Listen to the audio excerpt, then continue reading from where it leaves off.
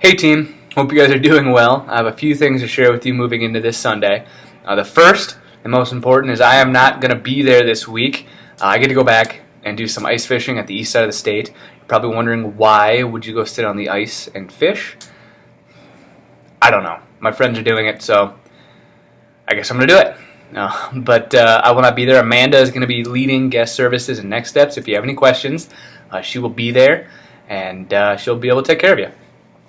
The big thing I want to share with you guys today is just kind of a vision for us moving forward to this spring within next steps and guest services. And our vision is to help everyone feel welcome, engaged, and valued.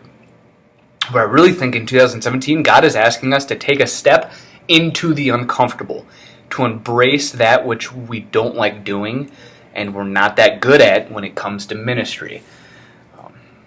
I feel like He's really wanting to stretch us. And Todd's actually going to be speaking on growing pains and kind of living in the uncomfortable this week. And so I think it's a great time for us to step into, okay, you know what, this is uncomfortable for us, but if we want to make disciples, if we want to be good disciples, this is what we need to do. So there's three things I want to share with you guys moving into 2017 that we're going to be doing that may be uncomfortable, but we're going to do it because I believe God is asking us to move into that uncomfortable.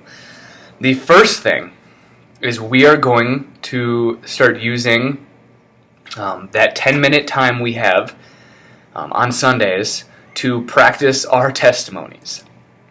This is what I mean. I believe that as a leader and as a disciple maker, we should be able to share our story with everyone and anyone that we talk to. That we are able to explain to them how God has impacted our life, what He means to us, what He's done for us. But instead of that being a 15, 20-minute conversation, that should be a 3 to 4 minute conversation, where we're then using the rest of the time to ask that other person questions, to engage them in a conversation. Alan brought up a great point last night. And he said that sometimes as the church, we talk about all of this great stuff that God is doing with Fountain Springs and what we've been doing and seeing, that we sometimes forget to just ask that person anything about themselves. And so we want to get really good at being intentional with the conversations that we have. Part of that means being able to share our story and what God has done in our life in a small amount of time, so we can use the rest of the time to engage in learning about them and connecting with them. So, not this weekend, but in 2 weeks, we're going to start having that time used for testimonies. In January, Nick and Amanda are going to start off and give their testimonies, and it'd be 3 to 6 minutes. And it's something I want you guys to think about, kind of process through, if you need to write down, if you need to practice it. But I want us to be proficient at being able to share our story with people, because our story is the most powerful way we have to reach people and to explain who God is. And so I want us to get good at doing that. Then moving in February, every Sunday we're going to have 2 of you, and I have the schedule that I'll send, but every Sunday there's going to be 2 of you that in that 10-minute time share your story. We want to hear it because we want to get to know you guys just a little bit better. I want us to be able to know our stories. So if we're running across somebody and we talk to somebody and there's something that's going on in their life that has happened, I know all of your stories, and I can say, you know who would be great to talk to, so-and-so. But I also want us to get really good at being able to share our story in an efficient manner. That way we can explain what God has done in our life, but then open up the conversation to where instead of giving them this 15-minute testimony that I know we don't always do, but instead of having to kind of stumble over it, it becomes second nature, where we can just say, oh, you know what, well, this is what God's done in my life, and then be able to engage in a conversation with that person. So January, at the end of January and February, we're going to use that time as coordinator testimonies. Just that way we can get good at it. It's going to be uncomfortable, I know, but I think God is asking us to move into the uncomfortable. The second thing we're going to be doing is, once those are done, we're going to be then using that time as a devotional period. I want these videos and this email, if you don't always watch the video, to have the email with all the stuff down, so you know what the vision and the information and the prayer is moving into that week. But I want that 10 minutes that we meet on Sundays to be a devotional.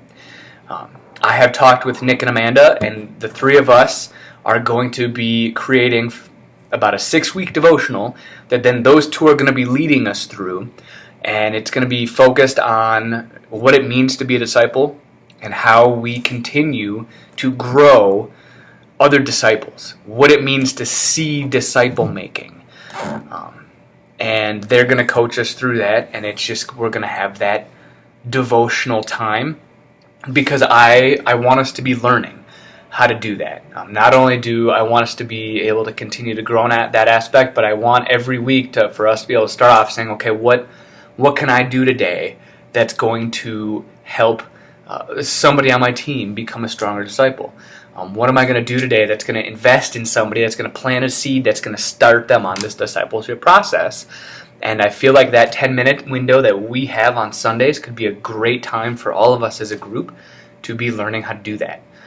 The third thing we're going to do is we're going to create urgency in our teams. So what I mean is this. Christmas Eve, I ended up making, and I know I've shared this a few times, I ended up making a ton of phone calls to people because they, asking them to serve because I didn't think we were going to have enough people to serve. And I had an overwhelming response. 25 people came, 20 people served for the first time, and now in fact, there's been 15 of those 20 who have now plugged in on a regular basis within the first 2 weeks. I know there's a few that are even going to be starting within the next month. But that's an incredible amount of people. And it all happened because I had this sense of urgency of I need to quick fill my team. So moving into Easter, we have a need for a lot of volunteers. We are not going to be asking any of our regular volunteers to be serving. We're not going to go to those people who we know want to serve and are always going to serve and say, hey, are you willing to serve at Easter?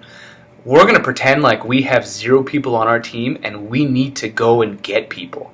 So those faces that we see every week, instead of just waving to them or saying hi or saying, hey, how you doing? You're engaging in a conversation that's going to lead to you saying, hey, would you like to be on my team? I would love it if you could be on my team. We're going to create the urgency and believe that nobody on our teams are going to be able to serve at Easter. We now have a clean slate that we need to recruit 100% of the volunteers that are going to be there for Easter.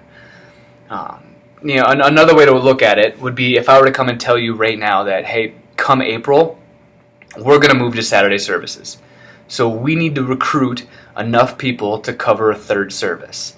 We're not going to ask those normal volunteers, hey, are you willing to do both Saturday and Sunday?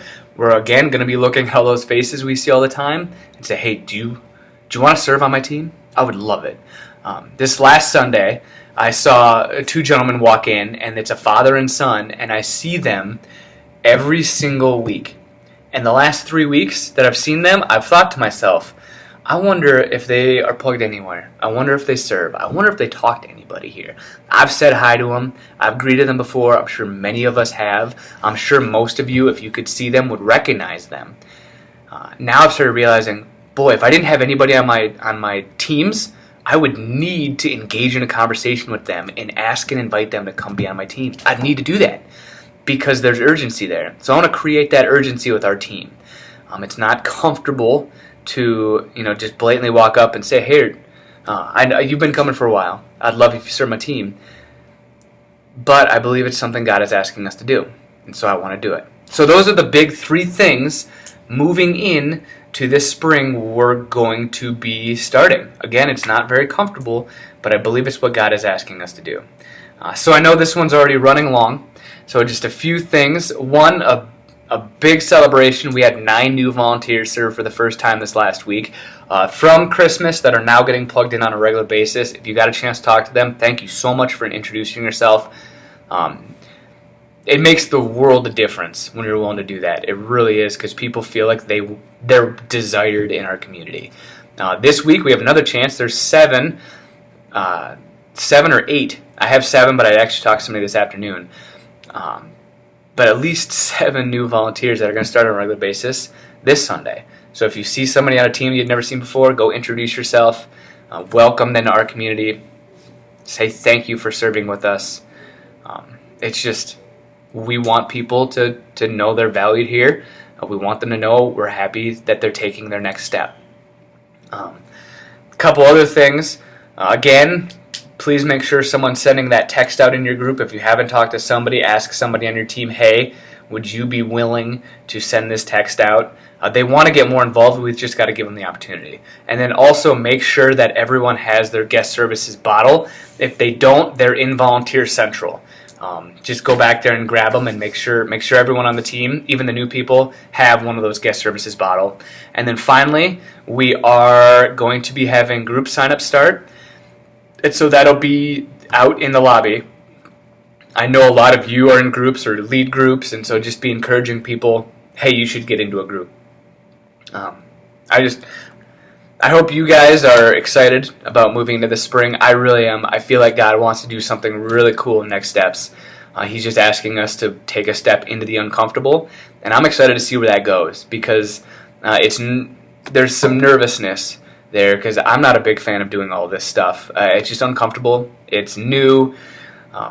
It'd be way easier to stay in the comfort zone that we have in guest services, but I think God has a lot bigger plan for us than that.